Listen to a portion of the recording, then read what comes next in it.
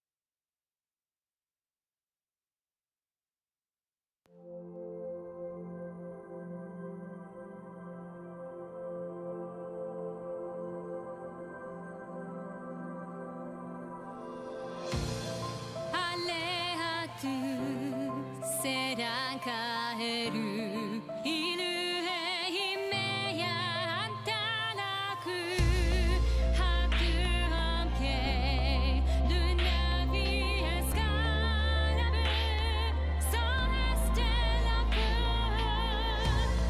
ni atu osi hantani ka amatu kanta hesinoni ka sira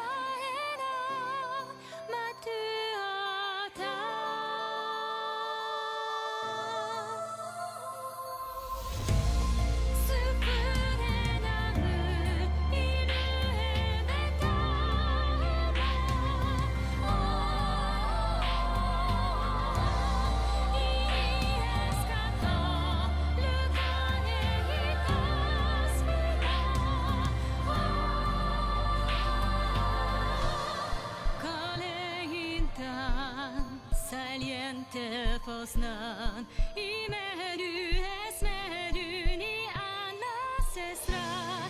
Lajedes du, lajeste la fu, ska ni ställa ma du honzuku. Lajkoneste ma, lajkoneste isfamo.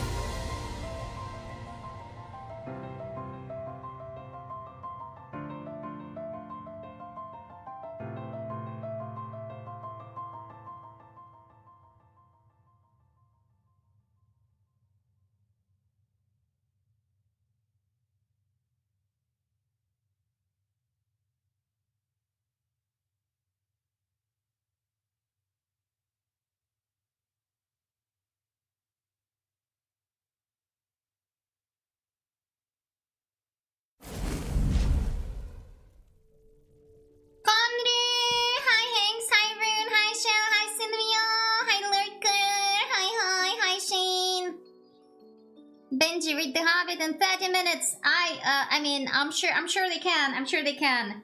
I don't doubt that, but that's not what we're doing here. We're just enjoying the books. The books. Hi guys, how are you guys doing? I made a quick post, by the way, on YouTube as well, so that people who are YouTube only viewers now know the situation, why we're not having gaming streams at the moment. That's great to hear, Shane. It's because my health issues that have been ongoing for a while now. But yeah, can't be helped. Yeah, it's probably what you call a herniated disc, is what we're presumably recoverable.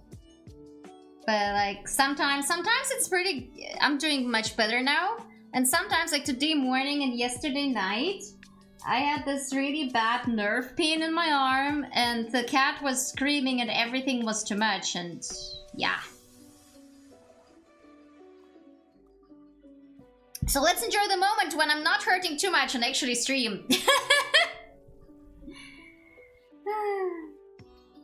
Oh yeah, stuff's been surprisingly going well. I feel like at work it's doing fine, and I feel like I'm getting a good hang of stuff, and with the new team lead. Yeah, it's going well. And I published yesterday. When did I? When the fuck did I publish? Yesterday, I published another chapter of my fanfic. And how the fuck are there over 100 kudos? Who are you people? Why are you reading my shit? How do you like this? Poor quality stuff. Tell me if you wash your hands with gloves on. Do you really wash your hands? Why do you wash your hands with gloves? Is a real question. Like, what kind of gloves are we even talking about? Are we talking about laboratory gloves?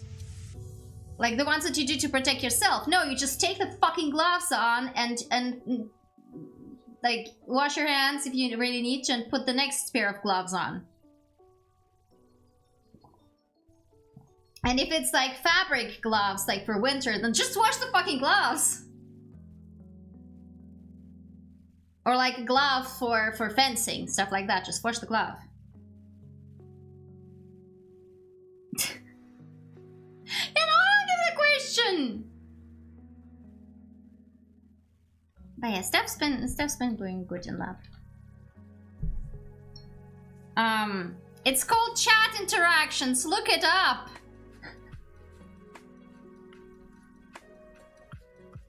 Bro.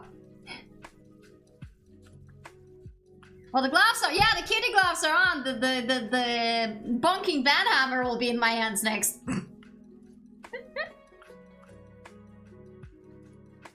We're gonna call Mr. Nora Gretz. Hi, Tony! Hi! And thank you so much for your message before, by the way. Yeah, guys, Now, don't ban me. Oh my god, guys, I have an opportunity to maybe commission art of my OCs for the fanfic. But I need to yap at somebody about Buddhism, symbolism, and design of tattoos. Yeah. I will be looking for victims soon. But you know, this is like also with the fanfic, it's like and there's 45 bookmarks! Who are you people? How are you bookmarking this? And ow.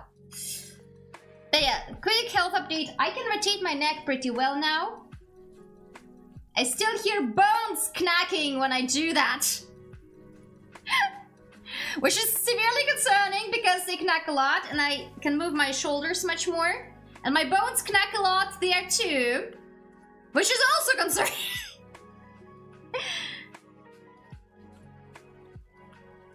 I think we all got it that it's an autocorrect. But yeah, I was told to do different exercises, and I hope it will be better tomorrow. Cats have been, however, very demanding, very much. We need love and affection and cuddle us human. Which is sometimes difficult because bending down is still very much painful. especially in the mornings. I don't really know if there's a... Has anyone here had herniated disc and tell me, seashells by the seashore, and I already failed the first time. She sells seashells by the seashore. Right, seashore. She sells seashells by the seashore. She sells seashells by the seashore. She sells seashells by the seashore. Did I do well? Chat, praise me. Also, fanfic writing, the funniest shit is like, right, I need to write the next chapter, which happens in the present. Meanwhile, my brain. Heian era, though.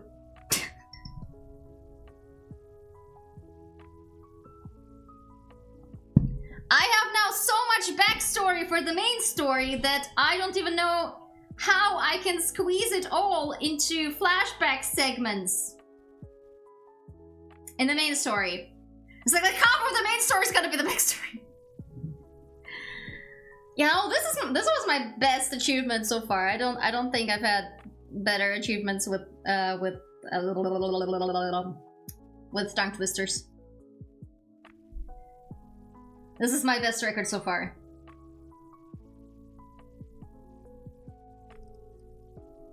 Yeah. Yeah.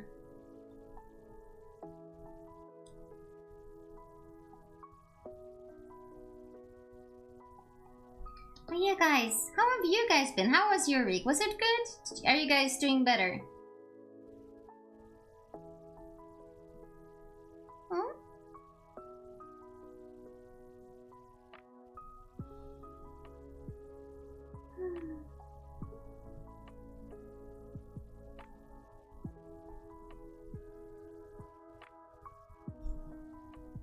Oh yeah. It was a busy week. That's good to hear. I mean, that's not good to hear. I mean, no, actually, being busy sometimes is better. Especially for me when right now I'm hurting. Like, being busy puts my mind off of it, so that's great. Other than that, yeah. And it's good it was alright for you, Shell. I'm trying to think, did something else happen aside from pain and suffering? I feel like there's been some funny stuff going on at work, but I can't recall what yet. But now sometimes there's this thing that's been in my mind for a bit, is that sometimes you just have these people, they're not bad people, but you just really... You can't smell them, is what I guess the saying would be.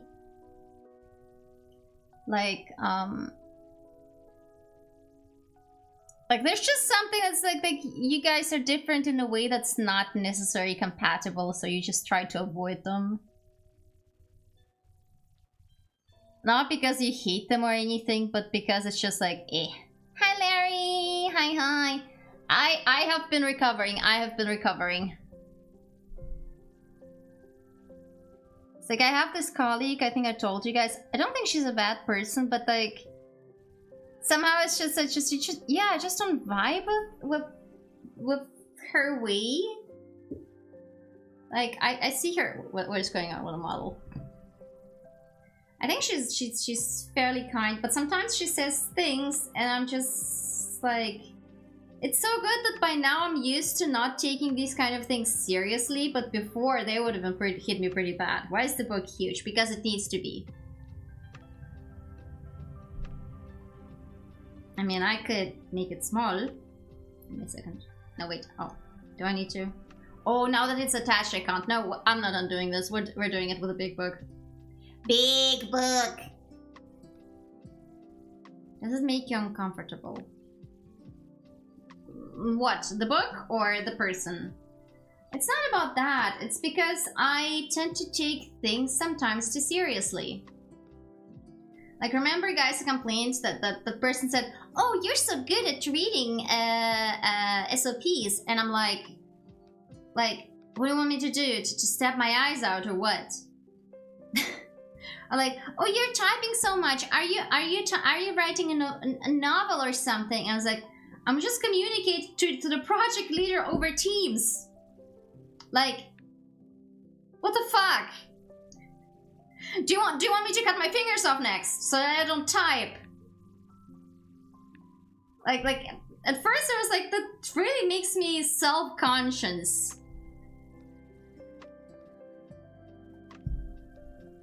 No, I think I don't know what, I don't even know what the fuck her thought process about that is. Probably nothing. Like, she made it a huge deal. Oh, I can't just sit there and read like that. I need to do stuff. And I'm just like, yeah, I also read a shit ton of stuff at home. I don't get it. I don't get it. Hi, Footsy. So probably she doesn't mean anything serious by that, but I was always like, are you? What is this? What is this passive-aggressive comment? Like, what's... Like, it feels very passive-aggressive, but at the same time, like, huh? Same with the typing, where I was just like, what? Am I not supposed to ask questions? And you know, she reminds me also of that one guy, of a boss I used to have. He told me, oh, you shouldn't, you should speak up more. I was like, okay, I'll try to speak up more. And then the first thing was, you shouldn't interrupt when we're speaking. It's like, okay, I'll try to not interrupt, so I'll just try to wait when there's a pause between your word flow, your word waterfall. And then he says like, oh, you should speak up more. And I'm just like, but you don't give me a chance to speak up!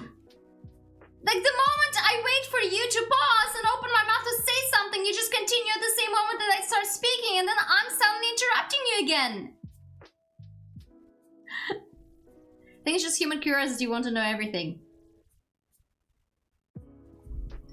Yeah, but I feel like she also like knows that like, I don't know, today she was like, oh, you don't have to get the other person all the time, you can just ask me, you don't have to drag her out. And I'm just like, well, you were busy talking to your colleague and I wanted an answer. And she was coming over anyway. Why are you judging me again? Stop judging me, like, mind your own fucking business, woman! Just speak up more accurately, that's hurting me feelings, stop it. Yeah, but I was like, really, that guy, I could not face him. And I was just like, really, I was so done with that guy. Like, if you want me to speak up more, give me a chance to speak up. Especially if you don't want me to interrupt you. Or if you want me to speak up more and don't want to shut the fuck up for a second. Just learn that sometimes it's gonna happen that I will occasionally accidentally interrupt you. I'm not a fucking mind reader. And the lady was like, oh, but you can interrupt me. And then like, what? Have you complained at me that I'm interrupting you with work stuff while you're having your pleasant conversations? It's like the same lady that had like religious conversations at workplace, and I was like, yeah. I said, I don't think she's an evil person or anything. It's just,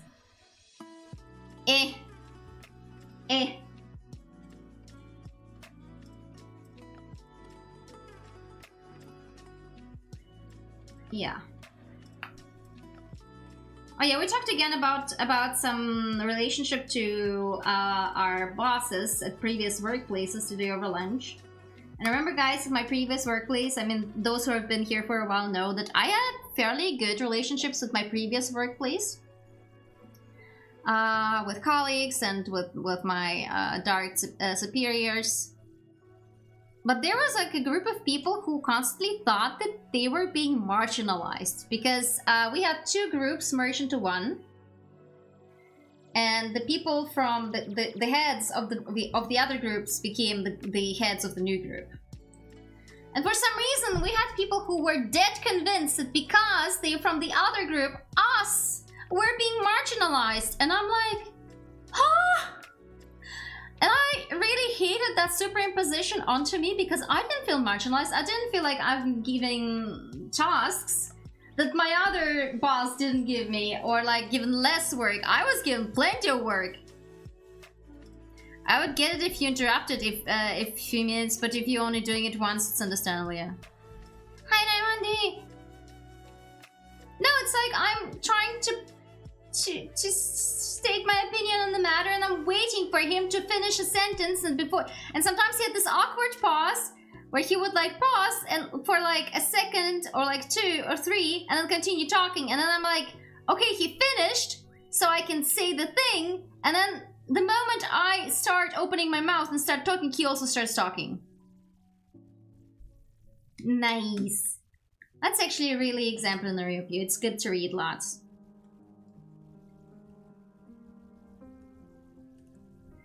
So yeah, I really hated that with those colleagues, because they're like, oh, we weren't invited to the planning meeting, and the planning meeting was for work packages that last for months, like 6 months, 8 months. And I'm just looking at this colleague telling me this dramatically, oh, we weren't invited, we're being like ostracized, and like, you're leaving in 3 days! Why are you required for a meeting that's planning work packages that last 6 months? Why do they need to invite you if you're leaving in 3 fucking days? And then I already announced that I'm looking for a new position, meaning I will probably be leaving within 4 to 3 months. So they once again don't need me to invite to invite me to the meeting where they're planning work packages that last 6 months. If I'm leaving in 3 to 4 months. It's simple! It ain't that deep, bro!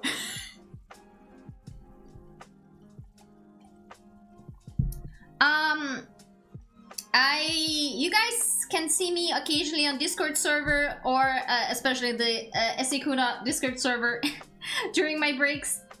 And my breaks usually we have like a coffee break where I'm with our group, and the lunch break where I'm also with our group, so I'm not really reading anything during the breaks. I'm being social. I'm doing my duty of not being a fucking hermit crab.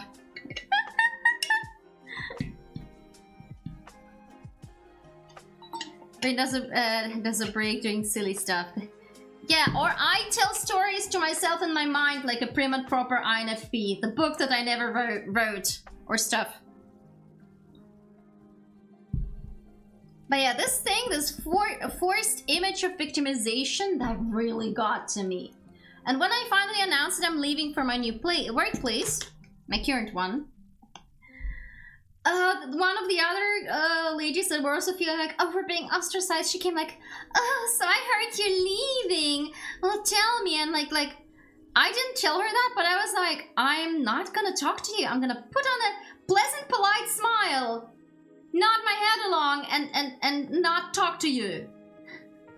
Because it was like, I guess she was expecting me to complain about the workplace, but I didn't have any complaints. I was happy there. I just wanted out of the... to me, it was the problem where I was living, because I was so isolated from everyone else. Because I was living really at the ass of Switzerland, basically. I was working 3 years and 3 months at my last company. And I was actually, it turned out I was one of those who stayed within the group the longest. There's a lot of movement in that company between internally, because it's a very big company. And also some people did leave the company because there is a really high workload. I just also had a really high throughput. I realized just how high my throughput is when I went on that mental health break where I had to go to group therapy 2 years ago by now. And I came back after 2 months, and there were still stuff unfinished from month 1 when I was absent, and I was fixing that shit. Because I didn't have enough people to finish it. So yeah, no, I liked it. It was a good team, and I never felt ostracized or treated poorly. Not even once. And sometimes maybe I feel like it's a mental thing. Sometimes if you put it into your mind already that you are not being ostracized, you're not being treated poorly, sometimes it helps in a way, because you already project a calm, confident aura so nothing bad happens and other people don't think weirdly. But of course, obviously, if the other people are dead set on misusing you, overworking you, then that doesn't help. But this is basically what I'm also doing in this workplace with I just basically try not to overthink anything and not to overcomplicate anything. I might be bitching about this work colleague, but at the same time as that, it's highly likely she didn't mean anything by that, and it's easier to assume that she didn't mean anything by that instead of trying to escalate it.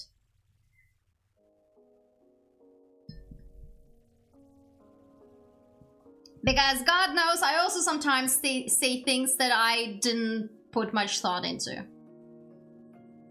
Oh, by the way, tomorrow oh god, I've been yapping way too long instead of reading. Tomorrow I will set up a singing stream for 7 PM, so I'll see you guys there. Need to do some singing practice. I might just reuse you know what, let me do it right now. Can I actually even do it right now while I'm live? I might not be able to. Actually, let me see, I'm curious, can I do it?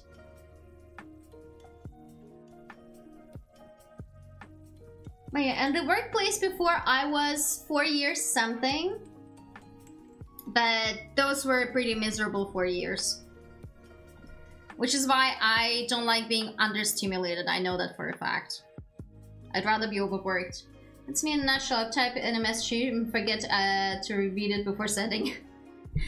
Yeah, I mean, sometimes I do say things that can be misinterpreted, and then I realize that people take it more seriously than I meant it, and I basically go back and state, hey, I think I phrased this wrongly, and I don't mean listen this by it. Great, nothing is loading. Oh, fuck. Stuff hurts again. Okay, I guess I can't do anything. We're just reading The Hobbit now. So then, let's get into it. The Hobbit, Chapter 2, Roast Mutton. Up jumped Bilbo, and putting on his dressing gown, went into the dining room. There he saw nobody, but all the signs of a large and hurried breakfast. There was a fearful mess in the room, and piles of unwashed crocks in the kitchen. Nearly every pot and pan he possessed seemed to have been used. The washing up was so dismally real that Bilbo was forced to believe the party of the night before had not been part of his bad dreams, as he had rather hoped. Indeed, he was really relieved after all to think that they had all gone without him and without bothering to wake him up. But with never a thank you, he thought. And yet in a way he could not help feeling just a trifle disappointed. The feeling surprised him. "Don't be a fool, Bilbo Baggins," he said to himself. "Thinking of dragons and all that outlandish nonsense at your age." So, he put on an apron, lit fires, boiled water, and washed up. Then he had a nice little breakfast in the kitchen before turning out the dining room. By that time the sun was shining, and the front door was open, letting in a warm spring breeze. Bilbo began to whistle loudly and to forget about the night before. In fact, he was just sitting down to a nice little second breakfast in the dining room by the open window, when in walked Gandalf. "My dear fellow," said he, "whenever are you going to come? What about an early start? And here you are having breakfast, or whatever you call it, at 10:30. They left you the message, because they could not wait." "What message?" said poor Mr. Baggins, all in a fluster. Great elephants," said Gandalf. "You're not all yourself this morning. You have never dusted the mantelpiece." "What's that got to do with it? I have had enough to do with washing up for 14. "If you had dusted the mantelpiece, you would have found this, just under the clock," said Gandalf, handing Bilbo a note, written, of course, on his own notepaper. This is what he read. "Thorin and Company, to Bolgar Bilbo greeting. For your hospitality, our sincerest thanks, and for your offer of professional assistance, our grateful acceptance. Terms: cash on delivery, up to and not exceeding 1/14 of total profits, if any. All traveling expenses guaranteed in any event. Funeral expenses to be defrayed by us or our representatives, if occasion arises and the matter is not otherwise arranged for." Thinking it unnecessary to disturb your esteemed repose, we have proceeded in advance to make requisite preparations, and shall await your respected person at the Green Dragon Inn, Bywater, at 11 a.m. sharp, trusting that you will be punctual. To have the honor to remain, yours deeply, Thorin and Company. That leaves you just 10 minutes. You will have to run, said Gandalf. But, said Bilbo. No time for it, said the wizard. But, said Bilbo again. No time for that either. Off you go. By the end of his days, Bilbo could never remember how he found himself outside without a hat, walking stick, or say money, or anything that he usually took when he went out, leaving his second breakfast half finished and quite unwashed up, pushing his keys into Gandalf's hands and running as fast as his furry feet could carry him down the lane, past the great mill, across the water, and then on for a whole mile or more. Very puffed he was when he got to Bywater just on the stroke of 11, and found he had come without a pocket handkerchief. That's me in a nutshell with the Yankee. But no time for it! Yes, there's no time for it at all!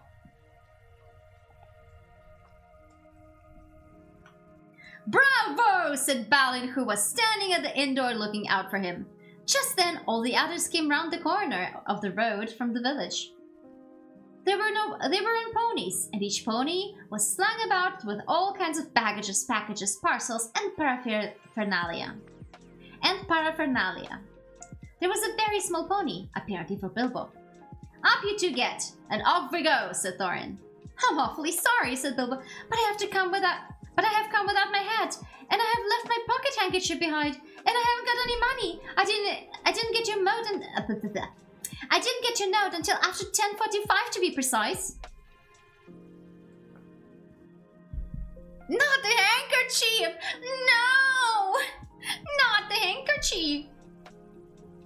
Don't be precise, said Dwalin, and don't worry, you will have to manage without pocket handkerchiefs and a good many other things before we get to the journey's end. And for a hat, I've got a spare hood and a cloak in my luggage. My ADHD is too strong that the words are going through my ear and out the other side. Yeah. No, sometimes I find myself typing in and then I skip entire words. And I realize it later after sending the message. I think you guys understand that one.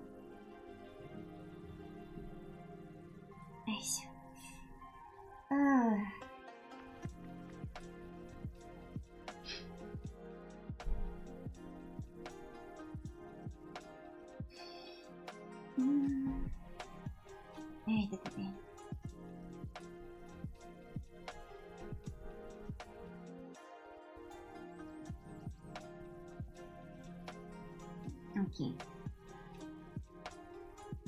Let's go. That's how they all came to start, jogging off from the inn one fine morning just before May, on laden ponies, and Bilbo was wearing a dark green hood, a little weather-stained, and a dark green cloak borrowed from Dwalin. They were too large for him, and he looked rather comic. What his father Bungo would have thought of him, I daren't think. His only comfort was he couldn't be mistaken for a dwarf, as he had no beard. They had not been riding very long when up came Gandalf, very splendid on a white horse. He had brought a lot of pocket handkerchiefs, and Bilbo's pipe, and tobacco. So, after the party went along very merrily, and they told stories or sang songs as they rode forward all day, except of course when they stopped for meals. These didn't come quite as often as Bilbo would have liked them. But still, he began to feel the adventures were not so bad after all. At first, they had passed through the Hobbit lands, a wild, respectable country, inhabited by decent folk, with good roads, an inn or two, and now and then a dwarf or a farmer ambling by on the business. Then they came to lands where people spoke strangely and sang songs Bilbo had never heard before. Now they had gone on far into the lone lands, where there were no people left, no inns, and the roads grew steadily worse. Not far ahead were dreary hills rising higher and higher, dark with trees. On some of them were old castles with an evil look, as if they had been built by wicked people. Everything seemed gloomy. for the weather that day had taken a nasty turn. Most of it had been as good as May can be, even in merry tales, but now it was cold and wet. In the lowlands, they had to camp when they could, but at least they had been dry. To think it will soon be June, grumbled Bilbo, as he splashed along behind the others in a very muddy track. It was after tea time. It was pouring with rain, and had been all day. His hood was dripping into his eyes. His cloak was full of water. The pony was tired and stumbled on stones. The others were too grumpy to talk. And I'm sure the rain has got into the dry clothes and into the food bags, thought Bilbo. Bother burgling and everything to do with it. I wish I was at home in my nice hole by the fire with a kettle just beginning to sing. Hobbitland sounds like if we had a place called Human Lands. I'm sure there are Human Lands somewhere.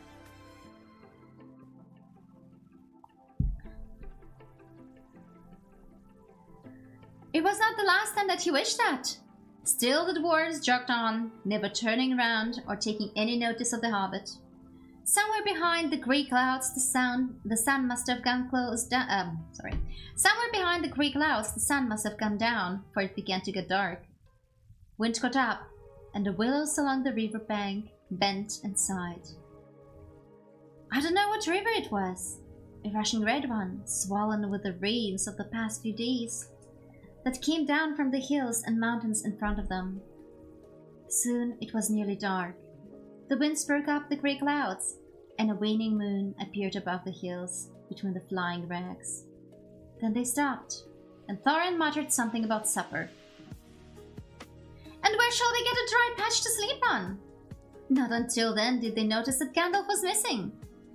So far he had come all the way with them, never saying if he was in the adventure or merely keeping them company for a while. He had eaten most, talked most, and laughed most.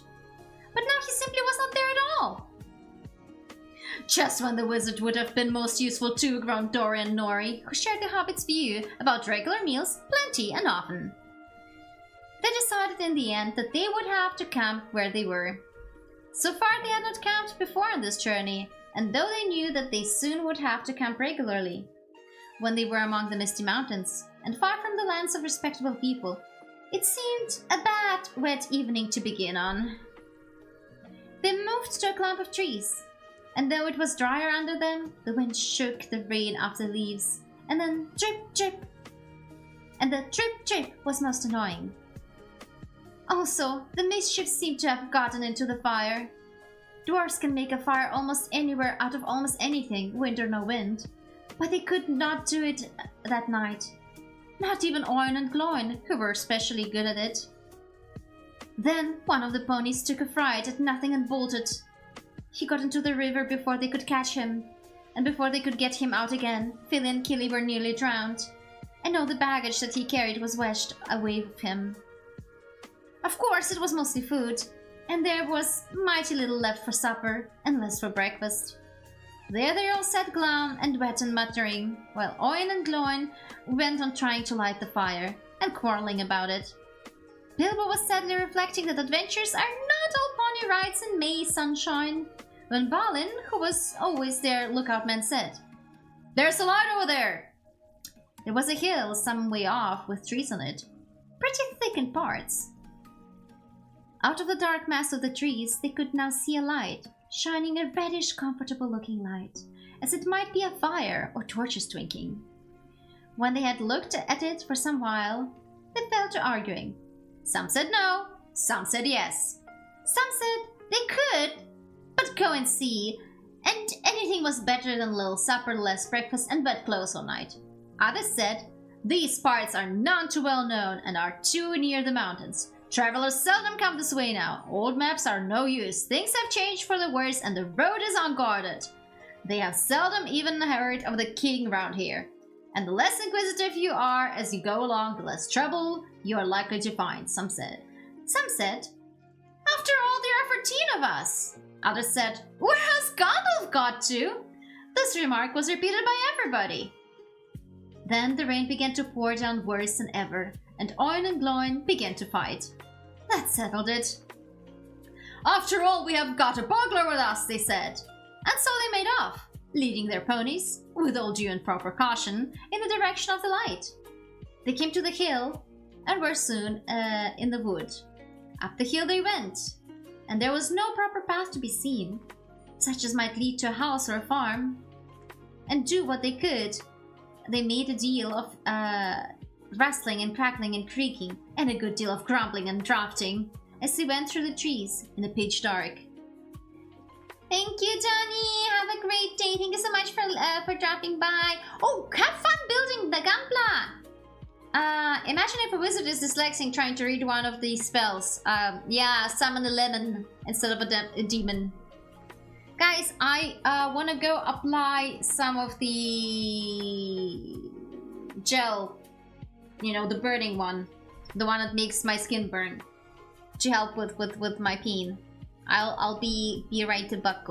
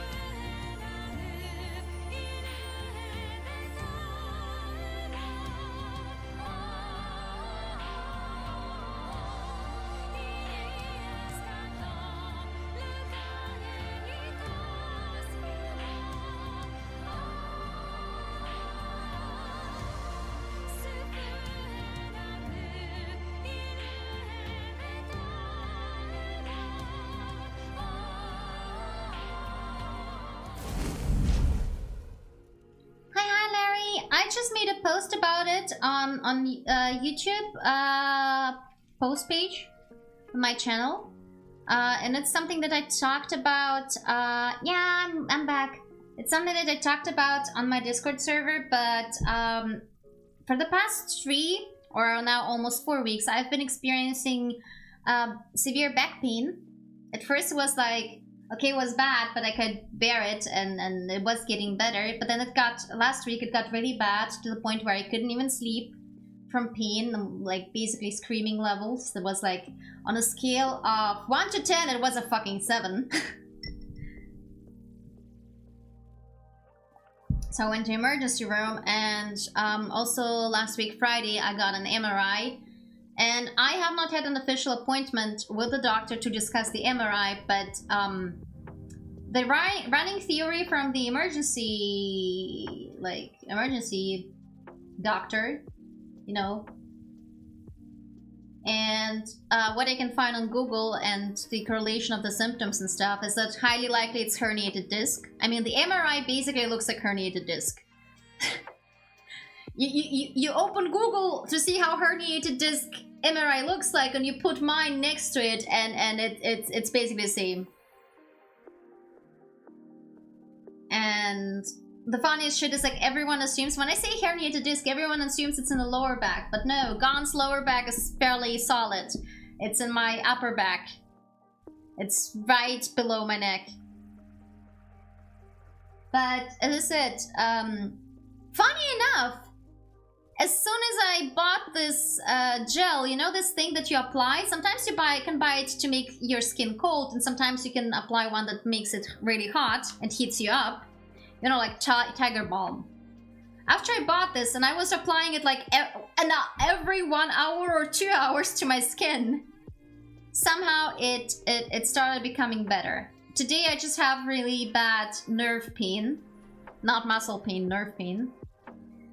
And applying the heating gel really helps. I laugh about it, calling it like I make it hurt from heat to forget the other pain. But it actually seems to help because the rest hurts generally less. At least in my case, I am not a medical professional. I am just bullshitting my way through life, just like everyone else pretty much. And stomachache really sucks. No, but to me it was, I couldn't lie down, I couldn't sit, I couldn't walk, I couldn't do anything without it hurting. And in the mornings it tends to be worse, and it's like in the evenings later also worse. But during the day, during the morning, it's still annoying, but then usually around afternoon to late afternoon to early evening, it's like pretty great. I had 3 days off, but the issue is I don't really strain my left hand that much at work. The only thing that I did say is that I'd need to carry things less. And my other problem with my left hand is that I would probably, in stress, because I always get emotionally invested. If I play a game like where I need to do button mash or anything, it might be a bad idea. And also, technically speaking, it did hurt. Like, I don't know if you guys noticed, I have way more typos right now because my left hand, when I used it to type, it hurt really badly when I was typing it yesterday.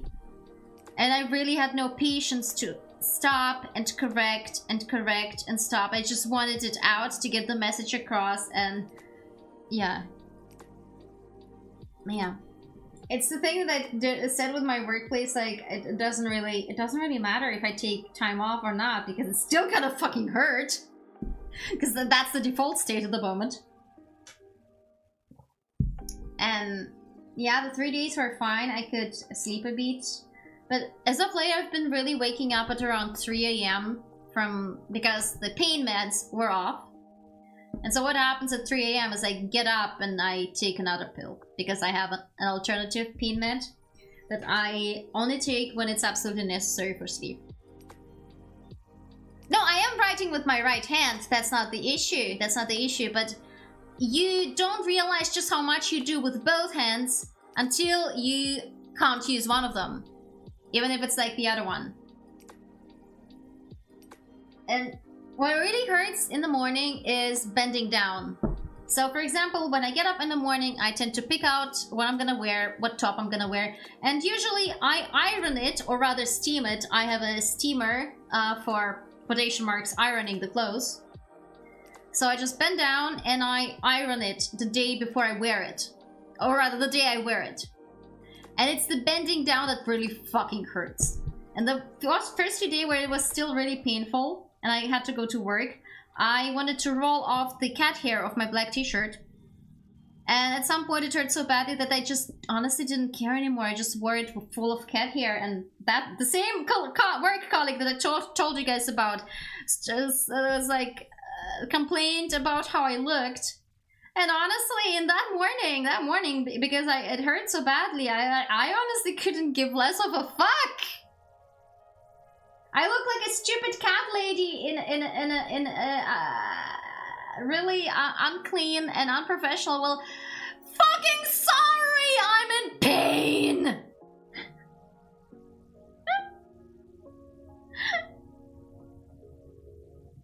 Hi, Raider. Well, there's been some confusion. A lot of people seem to act like this is like forever and ever, but most other people I see, it's like if you do your exercise, it's not gonna hurt anymore.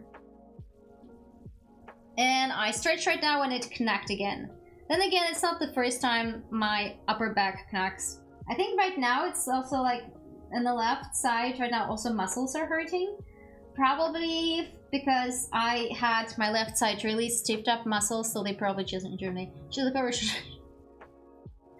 I mean, she's not wrong, but at the same time, like, it hurts though.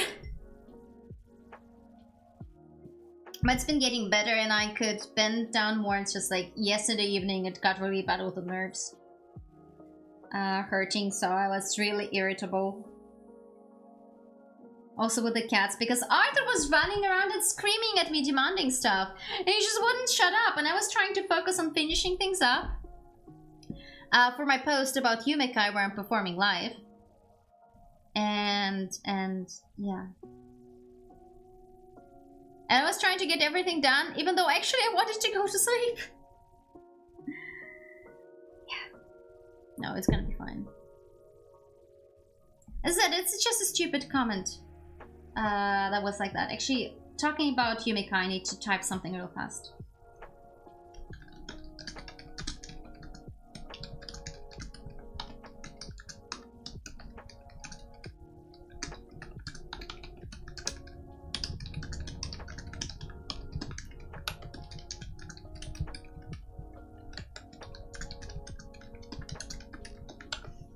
Okay.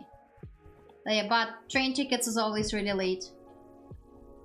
But yeah, sometimes people are like that, and it's not necessarily wrong. It's just a different way of people being. You see, I bitch about people sometimes too. But you notice, it's like the thing that I liked about my last workplace is that it was very calm and professional. Like there were a lot of people who were similar. Like we were on friendly terms, but there was like no drama with us, vast majority of the people. It was very professional, sort of get along. But we weren't like in each other's face trying to like drag things out of you. Even colleagues with whom it seems like they're not the most emotive people. Like that one colleague let me for the last 3 weeks before I left the company, I already had to move out. I had to move out a month before I left the company.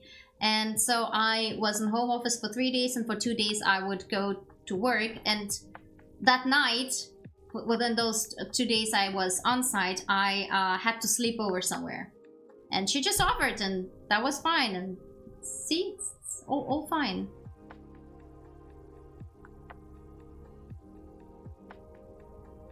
And I really like that. It was really calm, and everyone was just doing their work. We're just doing our work. There's nothing else needed. And we still got along. We could go to lunch, talk to each other. Like, how do I put it? It's really hard to put into words for me.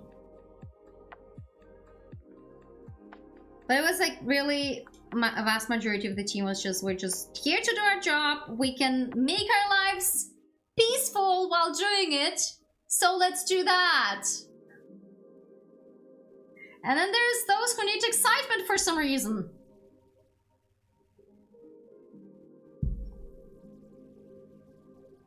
Yeah. Anyway, we have to read our Hobbit. Right.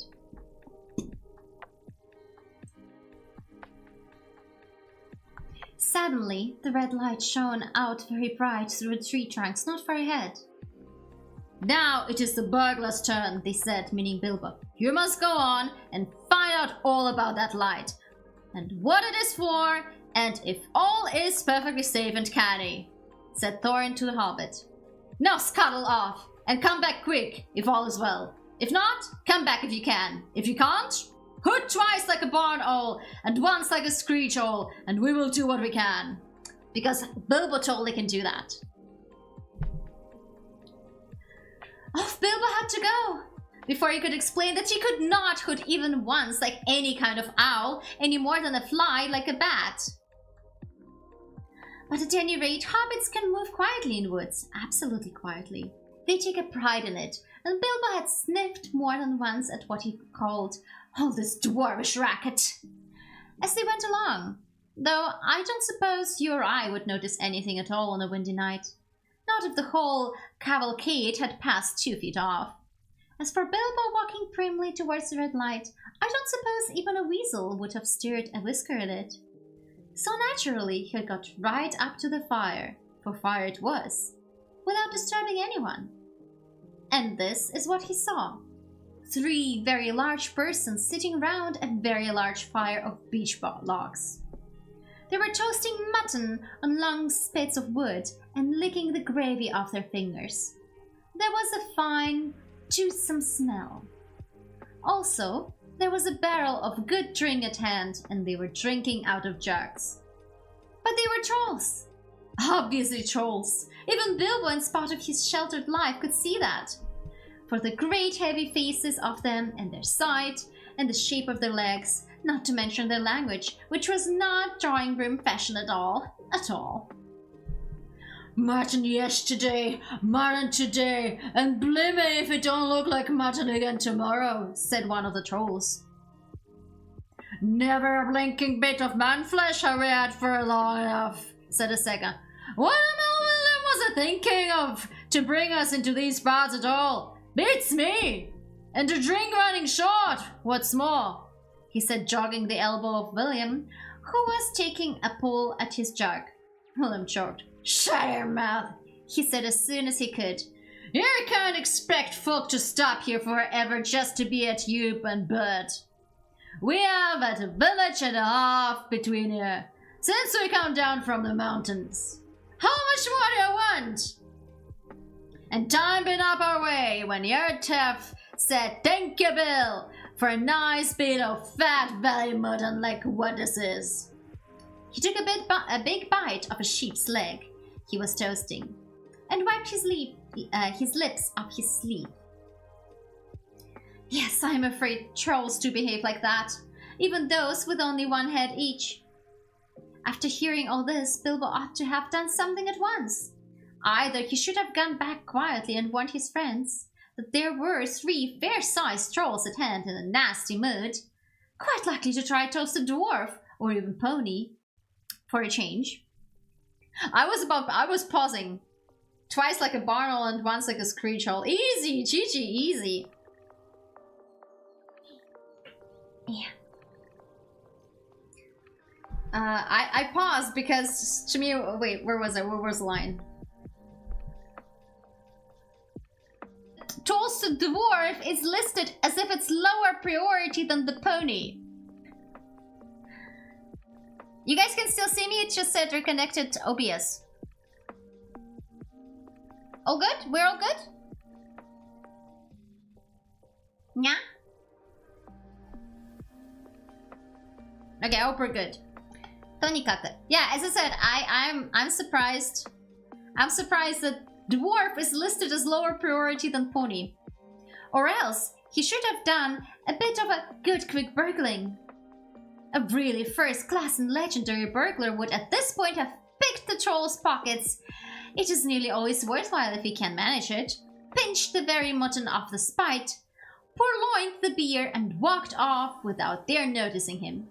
Others, more practical but with less professional pride, would perhaps have stuck a dagger into each of them before they observed it. Then the night could have been spent cheerily. Bilbo knew it. He had read of a good many things he had never seen or done. He was very much alarmed as well as disgusted. He wished himself 100 miles away, and yet somehow he could not go straight back to Thorin and Company empty-handed. So he stood and hesitated in the shadows. Of the various burglarious proceedings he had heard of, picking the troll's pockets seemed the least difficult. So at last he kept behind a tree, just behind William. Bet and Tom went off to the barrel. William was having another drink. Bilbo plucked up courage and put his little hands in William's enormous pocket. There was a purse in it, as big as a bag to Bilbo. Ha! Thought he, warming to his new work as he lifted it carefully out. This is a beginning. It was. Troll's purses are the mischief, and this was no exception. "Yeah, who are you?" it squeaked as it left the pocket. And William turned around at once and grabbed Bilbo by the neck, before he could duck behind the tree. "Blimey, Bert! Look what I caught," said William. "Where is it?" said the others, coming up. "Let me if I knows. What are you?" "Bilbo Baggins, a hobbit," said poor Bilbo, shaking all over and wondering how to make owl noises before they throttled him. "A hobbit?" said they, a bit startled. Trolls are slow in the uptake and mighty suspicious about anything new to them. "Come, Pansy! Good luck at the work meeting!" No, Larry, it was actually here. It was actually here. It said we're disconnected. Thank you. Oh, I like this. I like this chapter.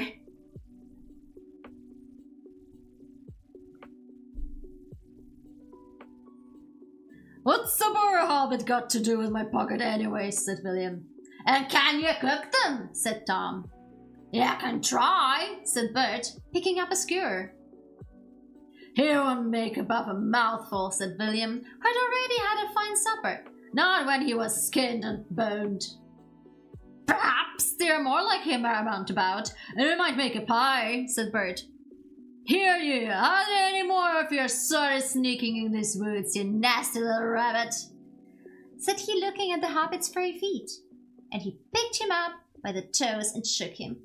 "Yes, lots," said Bilbo, before he remembered not to give his friends away. "No, none at all, not one," he said immediately afterwards. "What do you mean?" said Bert, holding him right up by the hair this time. "What I say," said Bilbo, gasping. "And please don't cook me, kind sirs. I am a good cook myself, and cook better than I cook, if you see what I mean. I'll cook beautifully for you, a perfectly beautiful breakfast for you, if only you won't have me for supper." I don't have a particular page because this is a document. "Poor little blighter," said William.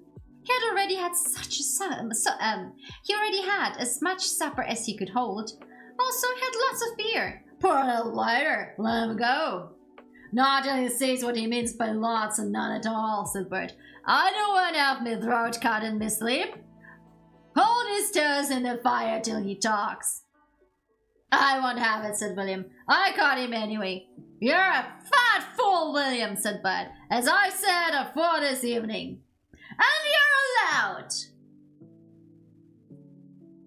"And I won't take that from you, Bill Huggins," said Bert, and put his fist in William's eye. Then there was a gorgeous row. People had just enough wits left when Bert dropped him on the ground to scramble out of their way of their feet before they were fighting like dogs and calling one another all sorts of perfectly true and applicable names in very loud voices. That's again British humor. I love it. Soon they were locked in one another's arms and rolling nearly into the fire, kicking and thumping, while Tom whacked at them both with a branch to bring them to their senses. And that of course only made them madder than ever. That would have been the time for Bilbo to have left, but his poor little feet had been very squashed in Bert's big paw, and he had no breath in his body, and his head was going round. So there he lay for a while, panting, just outside of circle of firelight. Right in the middle of the fight came Balin. The dwarves had heard noises from a distance, and after waiting for some time for Bilbo to come back, or to hoot like an owl, they started off one by one to creep towards the light as quietly as they could.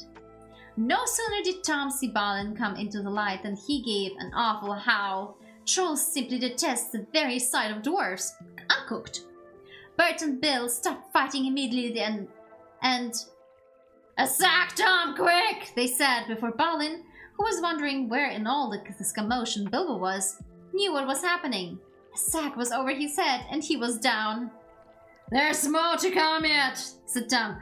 "I'm mighty mistook. Lots and none at all it is," said he. "No burr hobbits, but lots of these here dwarves. That's about the shape of it. I reckon you're right, and we'd best get out of the light."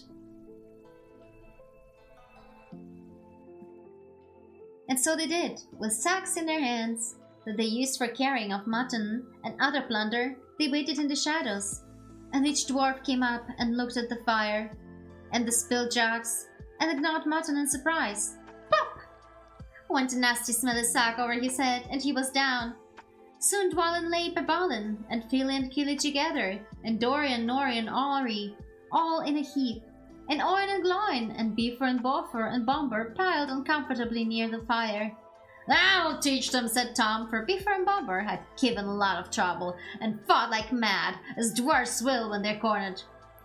Thorin came last, and he was not caught unawares. He came expecting mischief and didn't need to see his friend's legs sticking out of sacks to tell him that things were not all well. He stood outside in the shadows some way off and said, "What's all this trouble? Who's been knocking my people about?" "It's trolls," said Bilbo from a tree. They had forgotten all about him. "They're hiding in the bushes with sacks," said he. "Oh, are they?" said Thorin, and he jumped forward to the fire before they could leap on him. He caught up a big branch, all on fire at one end. And Bert got that end in the eye before he could step aside. That put him out of the battle for a bit. Pippo did his best. He got hold of Tom's leg as well as he could. It was thick as a young tree trunk, but he was sent spinning up into the top of some bushes. And he was sent spinning up into the top of some bushes when Tom kicked the sparks up in Thorin's face. Tom got a branch in his teeth for that, and lost one of the front ones. It made him howl, I can tell you. But just at that moment, William came up behind and popped a sack right over Thorin's head and down to his toes. And so the fight ended. A nice pickle they were all in now, all neatly tied up in sacks, and with 3 angry trolls. And 2 with burns and bashes to remember, sitting by them, arguing whether they should roast them slowly or mince them fine and boil them, or just sit on them, one by one, and squash them into jelly. And Bilbo, up in a bush with his clothes and his skin torn, not daring to move for fear they should hear him. It was just then that Gandalf came back, but no one saw him. The trolls had just decided to roast the dwarves now and eat them later. That was Bert's idea, and after a lot of argument, they had all agreed to it. "No good roasting, and now it'd take all night," said a voice. Bert thought it was William's. "Don't start the argument all over again, Bill, or it'll take all night." "Who's arguing?" said William, who thought it was Bert that had spoken. "You are." "You're a liar," said William. And so the argument began all over again. In the end, they decided to mince them fine and boil them. So they got a black pot, and they took out their knives. "No good boiling them, we ain't got no water. It's a long way to the well and all," said a voice. Bert and William thought it was Tom's. "Shut up," they said, "or we'll never have done. And you can fetch the water yourself if you say any more." "Shut up yourself," said Tom, who thought it was William's voice. "Who's arguing but you? I would like to know." "You're a booby," said William. "Booby yourself," said Tom. And so the argument began all over again and went on hotter than ever, until at last they decided to sit on the sacks one by one and squash them and boil them next time.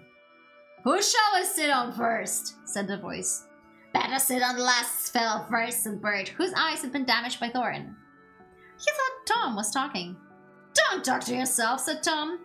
"But if you wants to sit on the last one, sit on him. Which is he?" "The one with the yellow stockings," said Bert. "Nonsense! The one with the great stockings," said a voice like William's. "I made sure it was yellow," said Bert. "Yellow it was," said William. "Then what did you say it was grey for?" said Bert. "I never did. Tom said it." "That I never did. It was you." 2-1, so shut your mouth," said Bert. "Who are you talking to?" said William. "Now stop it," said Tom and Bert together. "Night's getting on and dawn's coming early. Let's get on with it." "Dawn take you all and be stoned to you," said a voice that sounded like William's, but it wasn't. For just at the moment, the light came over the hill, and there was a mighty twitter in the branches. William never spoke, for he stood turned to stone as he stooped, and Bert and Tom were stuck like rocks as they looked at him. And there they stand to this day, all alone, unless the birds perch on them. For trolls, as you probably know, must be underground before dawn, or they go back to the stuff of the mountains they are made of, and never move again. That is what happened to Bert and Tom and William. Excellent, said Gandalf as he stepped from behind a tree and helped Bilbo climb down out of the thorn bush. Then Bilbo understood. It was the wizard's voice that had kept the trolls bickering and quarreling until the light came and made an end of them. Next thing was to untie the sacks and let out the dwarfs. They were nearly suffocated and very annoyed. They had not all enjoyed lying there listening to the trolls making plans for roasting them and squashing them and mincing them. They had to hear Bilbo's account of what had happened to him twice over before they were satisfied. Silly time to go practicing pinching and pocket picking, said Bomber, when what we wanted was fire and food. And that's just what you wouldn't have got of those fellows with a Let me drink a sip. And that's just what you wouldn't have got of those fellows without the struggle in any case, said Gandalf. Anyhow, you are wasting time now. Don't you realize that trolls must have a cave or a hole dug somewhere near to hide from the sun in? We must look into it. They searched about and found the marks of trolls' stony boots going away through the trees. They followed the tracks up the hill until, hidden by the bushes, they came on a big door of stone leading to a cave. But they could not open it. Not though, as they all pushed while Gandalf tried various incantations. Would this be any good? Asked Bilbo, when they were getting tired and angry. I found it on the ground where the trolls had their fight. He held out a largish key, though no doubt William had thought it very small and secret. It must have fallen out of his pocket, very luckily, before he was turned to stone. Why on earth didn't you say... Why on earth didn't you mention it before? They cried. Gandalf grabbed it and lifted it into the keyhole. Then the stone door swung back with one big push, and they all went inside. There were bones on the floor and a nasty smell was in the air, but there was a good deal of food jumbled carelessly on shelves and on the ground, among an untidy litter of plunder, of all sorts from brass buttons to pots full of gold coins standing in a corner. There were lots of clothes too, hanging on the walls, too small for trolls. I am afraid they belonged to victims, and among them were several swords, of various makes, shapes, and sizes. To cut their eye in particular, because of their beautiful scabbards and jeweled hilts. Gandalf and Thorin each took one of those, and Bilbo took a knife in a leather sheath.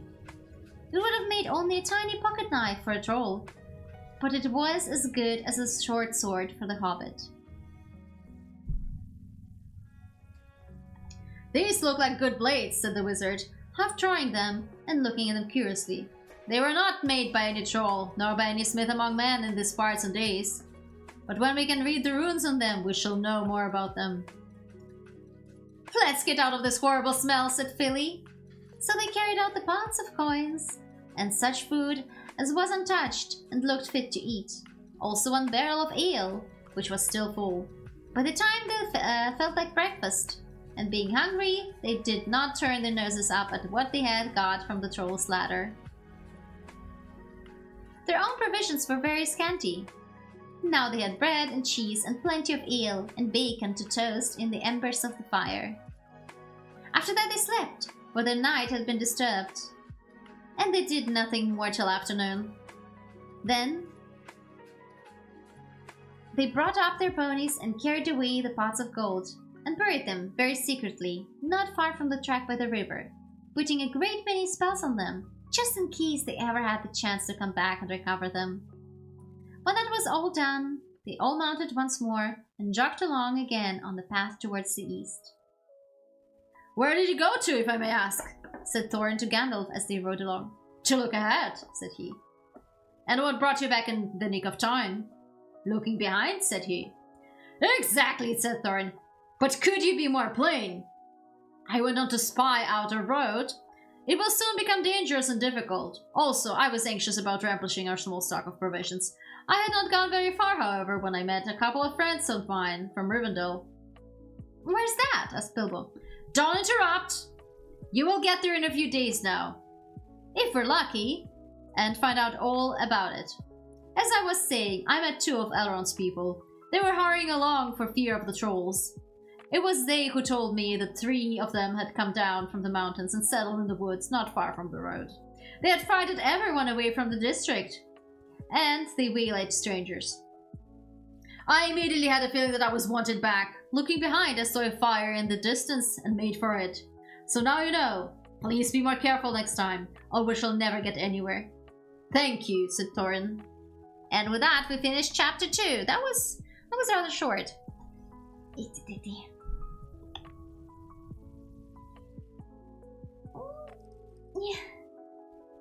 Yeah, definitely the muscles on my left arm somehow strained. Maybe it's from the nerves hurting, or I don't know.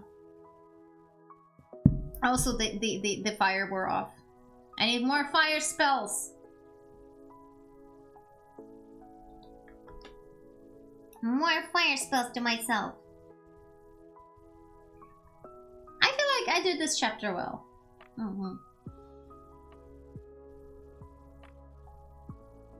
And also it was funny. It was fun rather than funny. I mean, it was funny. Because this is also the chapter that we did practice on when we were learning about how to read audiobooks. Is that technically speaking, I even had like an Excel spreadsheet. So how you actually are supposed to prepare for audiobook reading is you skim over it and look for any words that you don't know, write those down and look up how to read them and what they mean. Then you also write down who the characters are and how their names are pronounced, and how you want what the characters are like. And then you go skim over again, and you also write down the story beats because you need to know how to switch up. So among the mistakes that you heard probably more last time when I streamed this is such things as how do I put it? Like not me not immediately knowing who was talking, so I couldn't do the correct voice.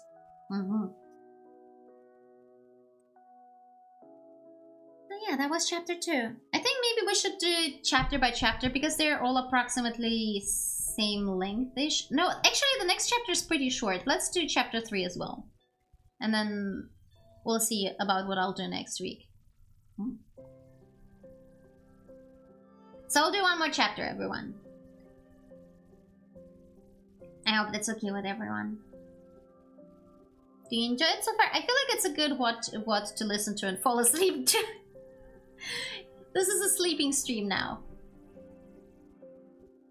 The Hobbit, Chapter 3, A Short Rest. They did not sing or tell stories that day, even though the weather improved. Nor the next day, nor the day after. They had begun to feel that danger was not far away on either side. They camped under the stars, and their horses had more to eat than they had. For there was plenty of grass, but there was not much in their bags, even with what they had got from the trolls. One morning, they forded a river at a wide, shallow place, full of the noise of stones and foam. The far bank was steep and slippery. When they got to the top of it, leading their ponies, they saw that the great mountains had marched down very near to them. Already, they seemed only a day's easy journey from the feet of the nearest. Dark and drear it looked, though there were patches of sunlight on its brown sides, and behind its shoulders and tips of snow peaks gleamed. "Is that the mountain?" asked Bilbo "Is that the mountain?" asked Bilbo in a solemn voice, looking at it with round eyes. He had never seen such a thing that looked so big before. "Of course not," said Balin. "That's only the beginning of the Misty Mountains, and we have to get through, or over, or under those somehow, before we can come to the wilder path beyond. And it is a deal of a way even from the other side of them to the lonely mountain in the east where Smaug lies on her treasure." Fitting chapters, namely you're going to have a short rest after the stream. Yeah, I'm gonna have a long rest as per D&D because I will be eepy sleepy.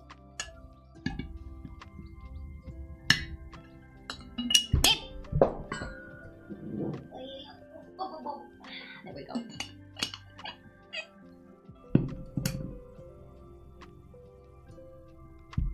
"Oh," said Bilbo, and just at that moment he felt more fared than he ever remembered feeling before. He was thinking once again of his comfortable chair before the fire in his favorite sitting room in his hobbit hole, and of the kettle singing. Not for the last time. Now Gandalf led the way. "We must not miss the road, or we shall be done for," he said. "We need food, for one thing, and rest and reasonable safety. Also, it is very necessary to tackle the Misty Mountains by the proper path, or else you will get lost in them, and have to come back and start at the beginning again. If you ever get back at all." They asked him where he was making for, and he answered, "You have come to the very edge of the wild.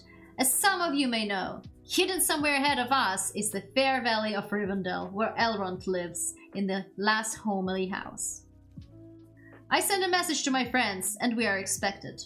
It sounded nice and comforting, but they had not got there yet, and it was not so easy as it sounds to find the last homely house west of the mountains. There seemed to be no trees and no valleys and no hills to break the ground in front of them. Only one vast slope going slowly up and up to meet the feet of the nearest mountain. A wide land the color of heather and crumbling rock, with patches and slashes of grass green and moss green showing where the water might be. Morning passed, afternoon came, but in all the silent waste there was no sign of any dwelling. They were growing anxious, for they now saw that the house might be hidden almost anywhere between them and in the mountains. They came on unexpected valleys, narrow with deep sides that opened suddenly at their feet, and they looked down, surprised to see trees below them and running water at the bottom. There were gullies that they could almost leap over, but very deep with waterfalls in them. There was dark ravines that one could neither jump nor climb into. There were bogs, some of them green pleasant places to look at with flowers growing bright and tall, but a pony that walked there with a pack on its back would never have come out again. It was indeed a much wider land from the ford of the mountains that you ever would have guessed. Bilbo was astonished. The only path was marked with white stones, some of which were small, and others were half covered with moss and heather. Some of which were small, and others were half covered with moss and heather. Altogether, it was a very slow business following the track, even guided by Gandalf, who seemed to know his way about pretty well. His head and bird wagged his wheel, and that as he looked for the stones, and they followed his head. But they seemed to no nearer to the end of the search when the day began to fail. Tea time had long gone by, and it seemed supper time would soon do the same. There were moths fluttering about, and the light became very dim, for the moon had not risen. Bilbo's pony began to stumble over roots and stones. They came to the edge of a steep fall in the ground, so suddenly that Gandalf's horse nearly slipped down the slope. "Here it is at last," he called, and the others gathered round him and looked over the edge. They saw a valley far below. They could hear the voice of hurrying water and rocky bed at the bottom. The scent of trees was in the air, and there was a light on the valley side across the water. Bilbo never forgot the way they slithered and slipped in the dusk down the steep zigzag path into the secret valley of Rivendell. The air grew warmer as they got lower, and the smell of the pine trees made him drowsy. "Kitty, stop breaking into the door!" The air grew warmer as they got lower, and the smell of pine trees made him drowsy, so that every now and again he nodded and nearly fell off, or bumped his nose onto the pony's neck. Their spirits rose as they went down and down. Trees changed to beech and oak, and higher was a comfortable feeling in the twilight.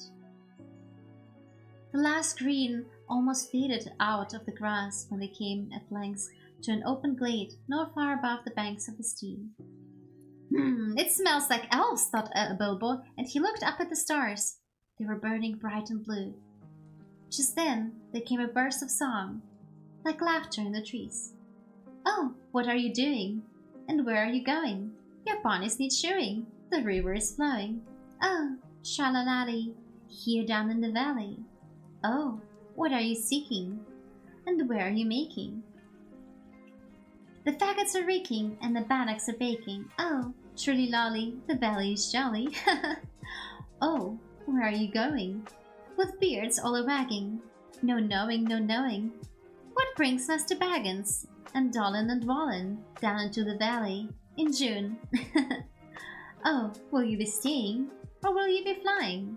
Your ponies are staying, the daylight is dying. To fly would be folly, to stay would be jolly, and listen and hark, till the end of the dark, to our tune. So they laughed and sang in the trees, and pretty fair nonsense I dare say you sing, and pretty fair nonsense I dare think you, fuck. And so they laughed and sang in the trees, and pretty fair nonsense I dare say you think.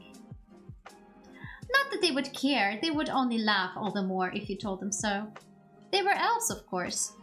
Soon, Bilbo got glimpses of them as the darkness deepened. He loved elves, though he seldom met them, but he was a little frightened of them too. Dwarfs didn't get on with them well. Even decent enough dwarfs like Thorin and his friends think them foolish, which is a very foolish thing to think. Or get annoyed with them. For some elves, tease them and laugh at them, and most of all of their beards. Well, well, said the boys, just look. Bilbo the Hobbit on a pony, my dear, isn't it delicious? Most astonishingly wonderful. Then off they went into another song, as ridiculous as the one I have written down in full. At last one, a tall young fellow came out of the trees and bowed to Gandalf and to Thorin. Welcome to the valley, he said. Thank you, said Thorin a bit gruffly, but Gandalf was already off his horse and among the elves, talking merrily with them. You're a little out of your way, said the elf. That is, if you are making for the only path across the water and to the house beyond. We will set you right, but you had best get on foot until you are over the bridge. Are you going to stay a bit and sing with us, or will you go straight on? Supper is preparing over there, he said. I can smell the wood fires for the cooking. Tired as he was, Bilbo would have liked to stay a while. Elvish singing is not a thing to miss in June under the stars, not if you care for such things. Also, he would have liked to have a few private words with his people that seemed to know his name and all about him, although he had never seen them before. He thought their opinion of his adventure might be interesting. Elves know a lot and are wondrous folk for news, and know what is going on among the peoples of the land, as quick as water flows, or quicker. But the dwarves were all for supper as soon as possible just then, and would not stay. On they all went, leading their ponies, till they were brought to a good path, and so at last, the very brink of the river. It was flowing fast and noisily, as the mountain streams do, of a summer evening, when the sun has been all day on the snow. Fuck my life, I'm getting tired. It was flowing fast and noisily, as mountain streams do of a summer evening, when sun has been all day on the snow far above. There was only a narrow bridge of stone without parapet. There was only a narrow bridge of stone without a parapet, as narrow as a pony could well walk on. And over that they had to go, slow and careful, one by one, each leading his pony by the bridle.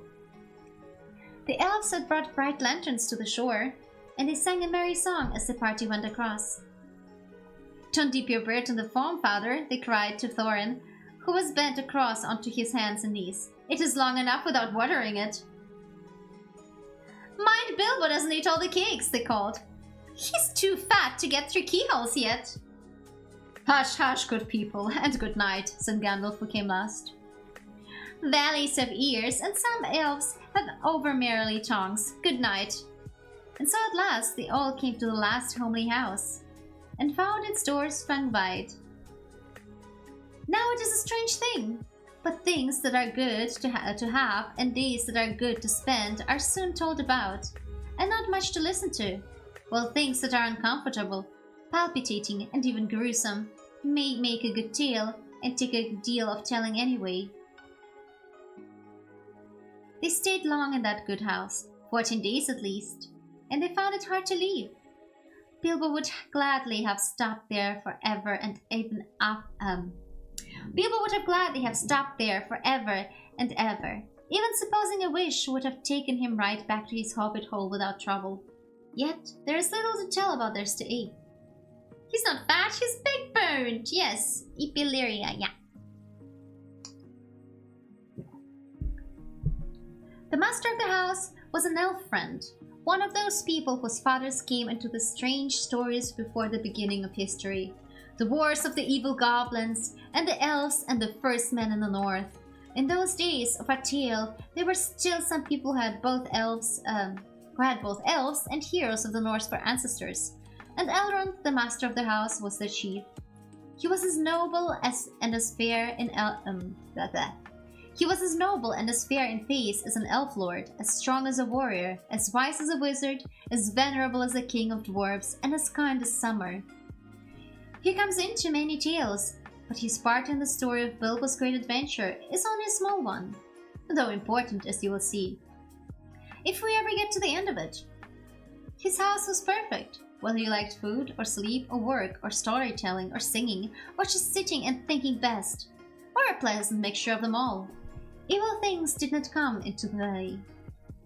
I wish I'd had time to tell you even a few of the tales, or one or two of the songs that they had heard in that house. All of them, the ponies as well, grew refreshed and strong in the few days there. Their clothes were mended as well as their bruises, their tempers, and their hopes. Their bags were filled with foods and provisions, light to carry but strong to bring them over the mountain passes. Their plans were improved with the best advice. So the time came to Midsummer Eve, and they were to go again, with the early sun on midsummer morning. Elrond knew all about the runes of every kind. That day he looked at the swords they had brought from the troll's lair, and he said, "These are not troll make. These are old swords, very old swords of the high elves of the west, my kin. They were made in Gondolin for the Goblin Wars. They must have come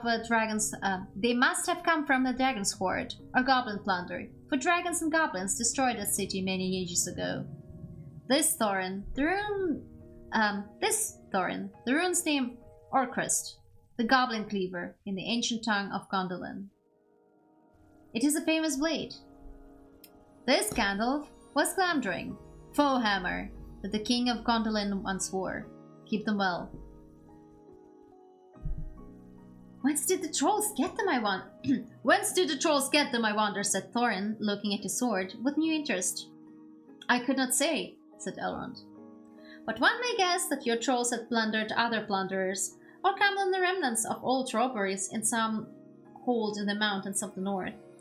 I have heard that there are still forgotten treasures of old to be found in the deserted caverns of the mines of Moria since the Dwarf and Goblin War."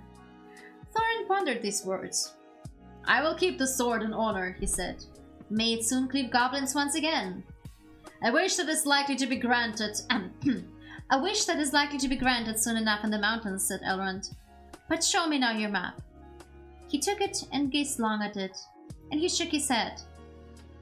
For if he did not altogether approve of dwarves and their love of gold, he hated dragons and their cruel wickedness, and he grieved to remember the ruin of the town of Dale and its merry bells, and the burnt banks of the bright river running.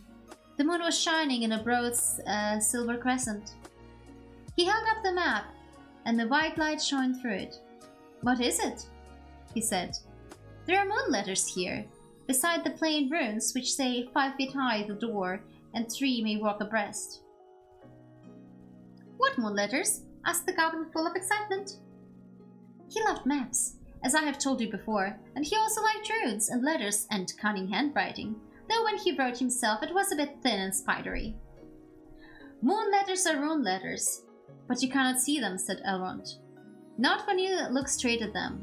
They can only be seen when the moon shines behind them. And what is more, with a more cunning sword, it must be a moon of the same shape and season as the day they were written. The dwarves invented them and wrote them with silver pens, as your friends could tell you. These must have been written on a midsummer eve in a crescent moon, a long time ago." "What do they say?" asked Gandalf and Thorin together, a bit vexed perhaps that even Elrond should have found this out first. Though really, there hadn't been a chance before. And there would not have been another until goodness knows when. "Stand by the grey stone when the thrush knocks," read Elrond, "and the setting sun with the last light of Durin's day will shine upon the keyhole. Durin, Durin, said Thorin. He was the father of the fathers of the eldest race of dwarves, the Longbeards, and my first ancestor. I am his heir. Then what is Durin's day? Asked Elrond. The first day of the dwarves' new year, said Thorin. Is, as all should know, the first day of the last month of autumn, on the threshold of winter. We still call it Durin's Day when the last moon of autumn and the sun are in the sky together. But this will not help us much, I fear, for it passes our skill in these days to guess when such a time will come again. That remains to be seen, said Gandalf. Is there any more writing? Not to be seen by this moon, said Elrond, and he gave the map back to Thorin. And then they went down the water to see the elves dance and sing upon the midsummer's eve. The next morning was a midsummer's morning, as fair and fresh as could be dreamed. Blue sky, with never a cloud, and the sun dancing on the water. Now they rode away, amid songs of farewell and good speed, with their hearts ready for more adventure, and with a knowledge of the road they must follow over the misty mountains to the land beyond. And with that, we wrap up chapter 3 as well. I said it was fairly short. The next one is much longer, so we will definitely do that next stream. And I hope you guys had a restful evening this week with me reading The Hobbit. And as always, I am always happy for more feedback. And I'll do a good resty be myself. Thank you, Larry. Alright, everyone. Good rest. Take care of your health. Don't do the gone. Make sure you take care of yourself. And I'll see you. Hi, sir. Gondry. I'll see you tomorrow for the singing stream.